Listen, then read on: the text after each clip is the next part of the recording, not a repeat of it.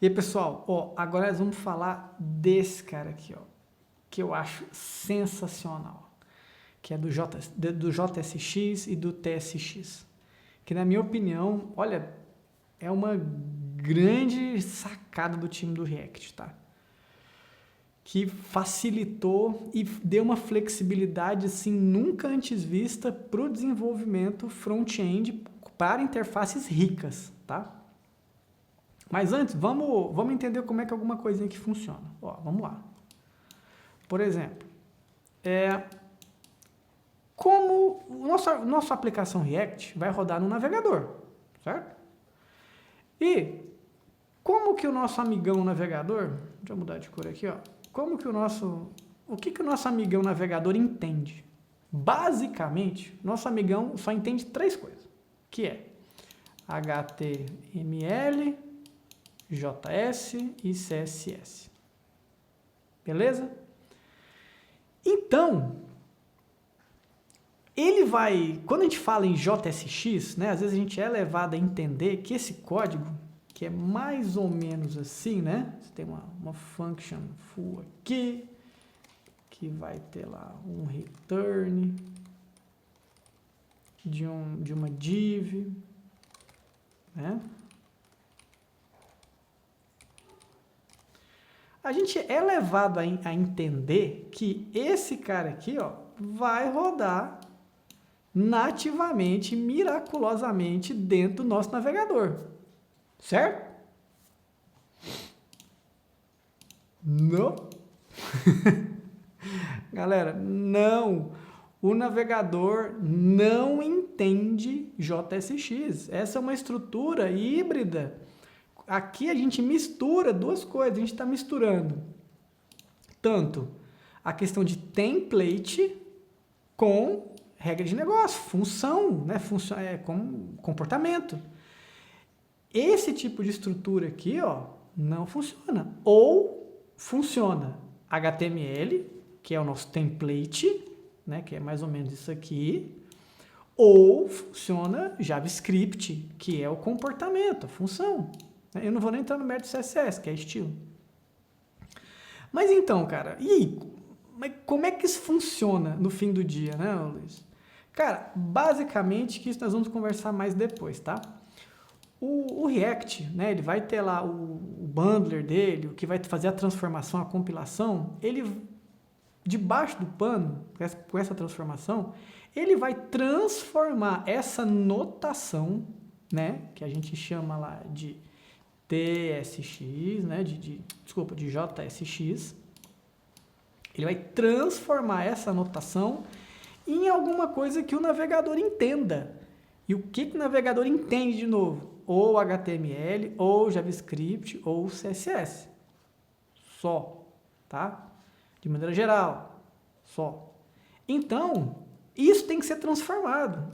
E isso vai ser transformado, basicamente, para uma estrutura mais ou menos assim, ó. React.createElement. Por exemplo, div, as propriedades e os filhos. É mais ou menos assim, tá? Eu não me lembro exatamente. Então aqui a gente tem o JSX e aqui a gente tem o nosso JavaScript. Agora sim, agora esse carinha pode rodar com toda alegria aqui dentro. Yay! Beleza? Tá, Luiz, legal. No fim do dia, é só transformar tudo em JavaScript. Grande coisa. Galera, não é. Isso aqui nos dá uma flexibilidade, na minha opinião, que a gente ainda não tinha visto ainda na indústria de desenvolvimento de front-end, que é tanto o template quanto a regra de negócio, elas estão no mesmo lugar, elas compartilham a mesma sandbox, vamos dizer assim. Então, é muito fácil eu poder tanto ler uma variável quanto disparar evento. E também, no React, um componente é uma função. Então, gente, no fim do dia, tudo compartilha a mesma memória, tá? E eu vou mostrar isso para vocês. Olha que fenomenal. Ó, vamos abrir aqui o TypeScript Playground aqui, ó.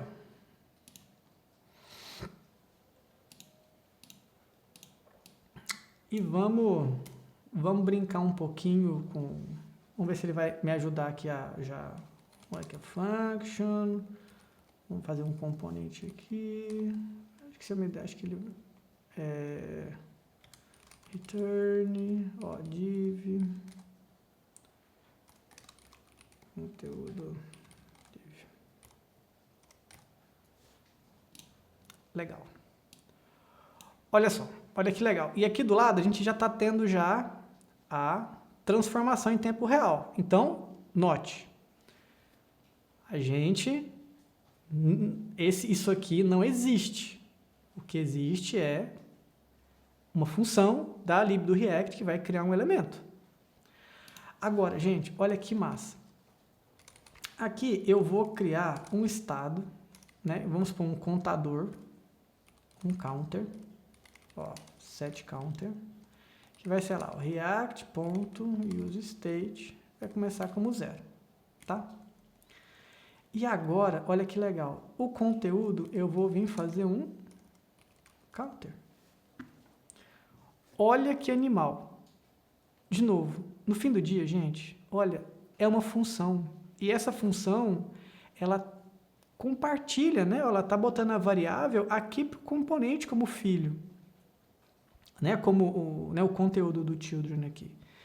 Então, nota, não existe, eu não preciso de um template, eu não preciso de um arquivo HTML. E, ou seja,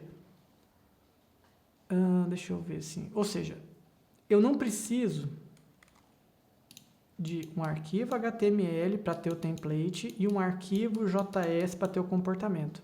Ou seja, se aqui acontecesse alguma coisa, eu precisaria rastrear o elemento aqui, ver se ele existe, e os mais velhos de guerra do jQuery, para depois, de fato, aplicar. E também eu teria que ligar, eu preciso ligar um evento aqui para modificar, que vai vir, ou seja, fica nesse bate-bola aqui. E eu não tenho uma relação muito íntima, especialmente o seguinte, se a assinatura desse componente muda, eu não tenho um jeito de localizar isso no JavaScript, porque ele está em outro arquivo, está em outra realidade, né? Bom, gente, agora vamos ver se está aqui na prática. Ó, vamos começar com uma função aqui simples, né? Nossa função for. Ela, como vocês já viram, né? Ela vai renderizar aqui alguma coisa, né? De como React Create Element. E agora vamos começar a incrementar para ver esse conceito de fato de que está tudo na mesma sandbox, né? Então, por exemplo, eu vou criar aqui como se fosse um counter, ó, um set counter com o React, com o React useState. E vou, galera, olha o que eu vou fazer, ó. Só vou colocar o meu counter aqui. Olha que legal, eles literalmente são transpilados para o mesmo arquivo, ou seja, tanto o meu template quanto a minha regra de negócio, elas estão dividindo a mesma sandbox. Tá? Isso vai além, olha só que legal, especialmente quando a gente trata de callbacks. Então, por exemplo, vamos supor que a gente tem o nosso clássico handle click, às vezes de algum elementinho que você precisa fazer. E eu só vou fazer só um console log aqui. Opa! E aqui eu vou só colocar um botão. Né? Vou só botar um botãozinho aqui. Um button de... Opa! E vou ligar o meu onClick. O que ele está chiando aqui? Opa. Né? Olha que legal, gente. O formate.